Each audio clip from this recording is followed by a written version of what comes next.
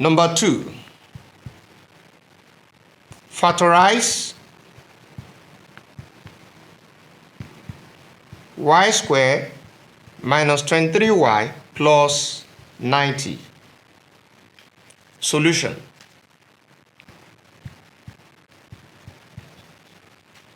Solution. Now we have y squared minus 23y plus 90. And we know for this case, the two values we are going to look for, or the two factors, they are going to be what?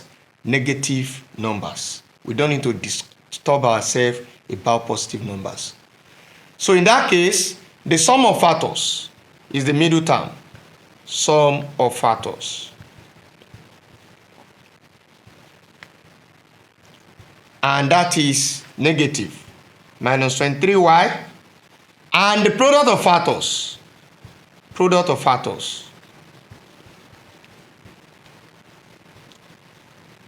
is going to be the product of the first and the last time. That's y squared times 90, and that will give us 90y squared. Now, for us to get the two factors, we focus on the product. We break out the possible values. And these possible values they are going to be what? Negative numbers. Because we are dealing with case 2. Take note. Now, we can have, for example, we can have minus 9y times minus 10y. This will give us minus, that's minus 90y squared. Now let's look at another value. We can have minus 18y times minus 5y. This will also give us 90 because 18 times 5 will give us 90. So we can also have minus 45. We can have minus 45 times minus 2y. 45 times 2 will also give us 90. We can also have minus 30. Minus 30y, this is y. Minus 30y times minus 3y. 30 times 3 will give us 90. So these are the possible values, the set of possible values we can have, so that by the time you multiply them together, it will give you 90. So now, let's check which of these set of values will satisfy the sum condition. Will give us that by the time we add them together, it will give us minus 23y. Let's check. Now we have, looking at the first one, minus 19y plus minus 19y. Minus 19y, minus 9y rather, plus minus 10y. What would that give us?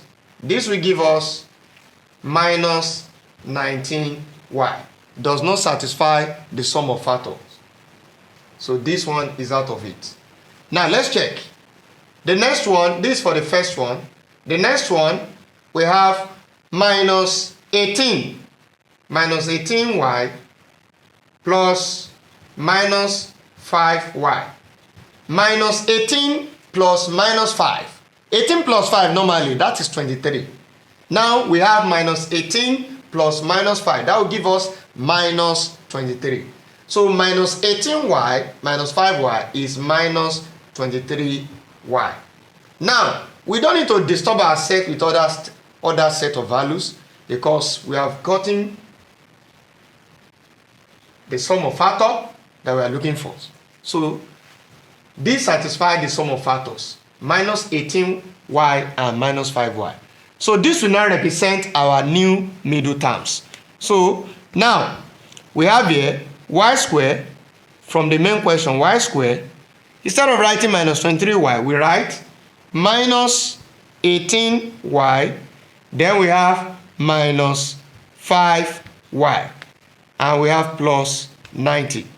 Now, at this level, we are going to do what we call pairing. That is the first two and the last two. The first two and the last two. Now, for the first two, we have y squared and minus 18y. What is common? That is y. So we have y. Y into what? Y squared divided by y. What do we have? Y. Then we have this. Now, 18y divided by y. What do we have? We are going to have 18. So now, in this case, one thing is that you can actually predict what will be inside the next bracket here.